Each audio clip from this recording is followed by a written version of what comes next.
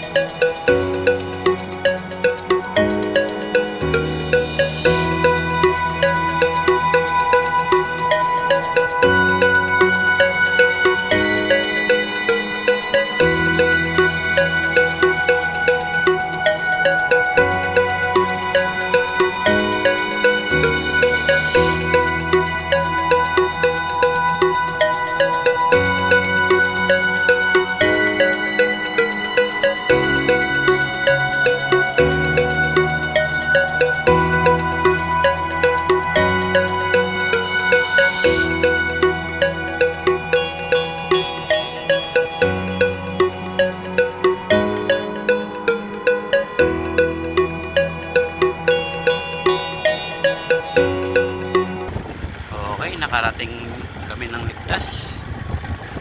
Hanggang dito na lang. Salamat sa inyong panunod.